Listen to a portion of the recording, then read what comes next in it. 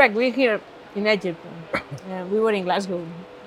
In Glasgow, there were a lot of pledges about the ambition and mitigation, and it's a private sector announcing big deals. And there was a little talk about adaptation. No? They started to deal with loss and damages a bit more and so on.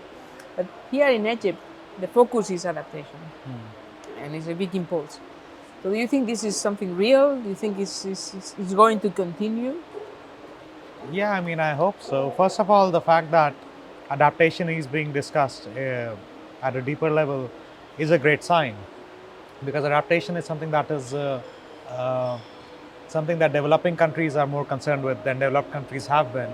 And over the years, developed countries have also faced increased instances of loss and damage, small n and small d, from climate change, and they now need to face the fact that that climate change is happening right now.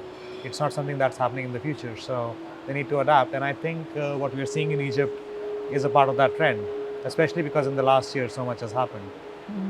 Do you think that it's been one of the key factors for this enhanced focus here is been what happened this summer also in many of the developed countries? Oh, yeah, absolutely. So until a few years ago, developed countries had not really faced any huge natural disasters that could directly be linked to climate change. But now there are forest fires everywhere, there are heat waves, uh, there is widespread loss of property and damage to property that is happening. So I think that is part of that trend, that because at these climate talks, developed countries are really the ones who have the most say. So if they are interested in adaptation, then adaptation will happen. Because we know that developing countries are being dealing with adaptation capacities by themselves almost, no? And that they are being very creative in some cases to really do very simple but very effective adaptation measures with very little resources. Do you think that they can teach something to developed countries? No, I agree with you, because developing countries, they have been dealing with this huge issue with relatively little resources. And as of this point, the challenge that everyone faces, including developed countries, nobody has enough resources to deal with it. So they definitely need to look at developing countries to understand how to deal with it. And there are very creative solutions. There are a lot of solutions that communities have come up with at the local level.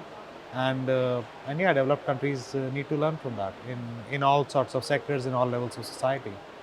Because when those global exercises on assessing the cost of adaptation or the cost of the impacts, right? They are talking about trillions, right? And when you think these figures, no, a trillion, then you get scared. You think this is not possible anymore, right? But I don't think this is what the developing countries are thinking. They are thinking that what they need is the right support at the right time with the right understanding of their local circumstances, their context, their culture, and their knowledge, right? So how do you think that we can make the developed world understanding this better? Yes, I mean, this is, it's not a question of just finance or about getting money. It's a question of uh, losing or saving lives. It's a question of losing and saving cultures that the developing world faces. And the developed world doesn't really have that understanding at an inherent level, because the impacts of climate change, they are a continuation of existing patterns of discrimination, existing patterns of colonialism. I think IPCC for the first time noted colonialism, the term colonialism, in its analysis in AR7, I believe, the recent one, and how it has impacted how it has exacerbated the impacts of climate change. And the point that you made about local knowledge, or you know, knowledge that is traditional, is very important, because this was actually found in a study in Australia when they were looking at patterns of wildfires, that Aborigine or indigenous cultures, they had practices that were preventive and that had prevented wildfires for centuries, basically, that they were stopped from practicing once Europeans landed. And now we are having to go back to those methods. If we had been looking into local knowledge and traditional knowledge originally, the impacts of climate change would have been much less. So yeah, I think Yeah, we but I need think I to think that's yeah. also the case in for example in my country, where there are being practices by the livestock, by the shepherds that were really managing the grazing in a way that was preventing the fires, right? And now with the new technologies and the new science, they were saying, no, this practice you can be more efficient doing this. Yeah. And as a result, we just got a problem, no? We just got encroachment, or we just got abandon of the lands, which you cannot abandon a land which is managed for centuries, Yeah, yeah, right? of course. And it is, I think it also comes back to a problem of capitalism and a problem inherent to market based approaches. Because even though there's this huge crisis that needs to be dealt with, uh, it's always sexier, if I may say that, to find solutions which have commercial applications, to find new ways for technology or for any kind of industry to make money, because going back to traditional methods does not result in But I have a markets. provocative question for you, because you know that now the global population is moving more towards urban areas, right? And is this tension between the rural and the urban environments.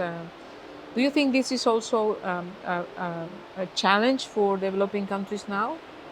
Is this going to be, or they are going to follow the path of the developed countries, where now it's completely decoupled society from the urban and the rural?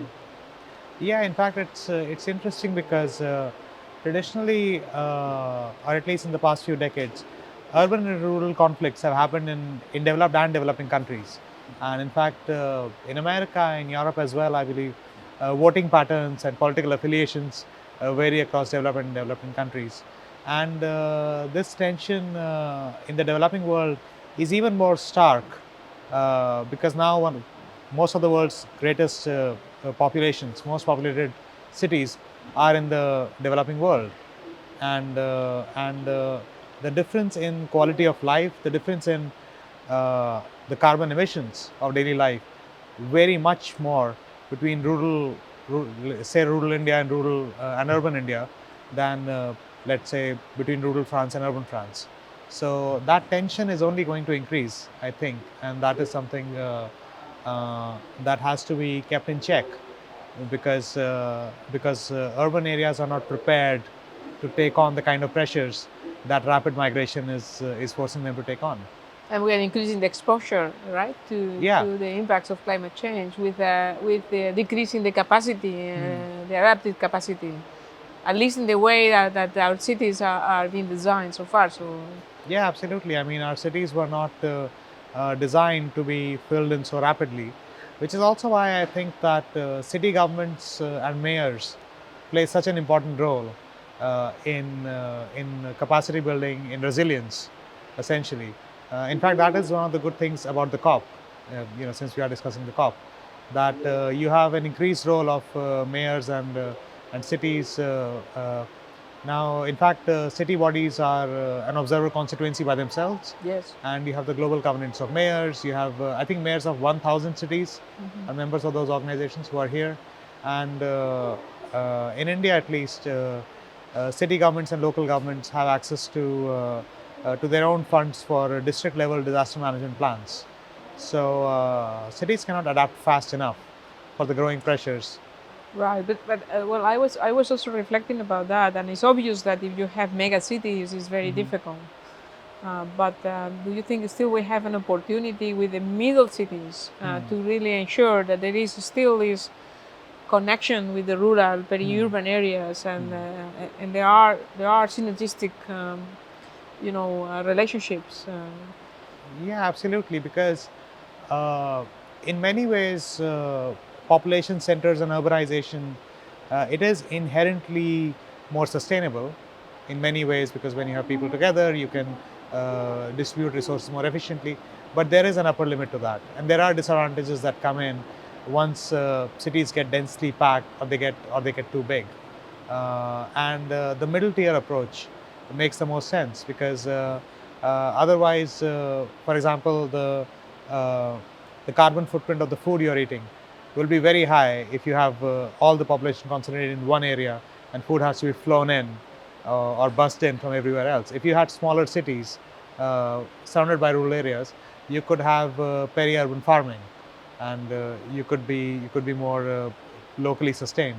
So Because, for example, in Spain, we have this type of differences. Now we have big capitals, but then we have some areas where the urban and the rural is quite interlinked, and the people is really recognizing those relationships, and they are seen as positive. And I think that's fundamental also for designing visions on how we want to adapt and mitigate climate change in a much more sensible manner than if you look at megacity, for example, have other problems.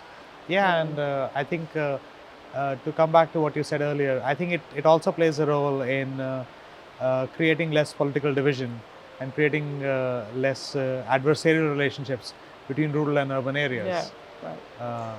Well, it's been always a pleasure to talk to you, and thank you very much for this nice conversation we had. The pleasure has been mine. Let's repeat it Yeah, several times during this COP. yes, during the Thank coming you, week. Chef. Thank you.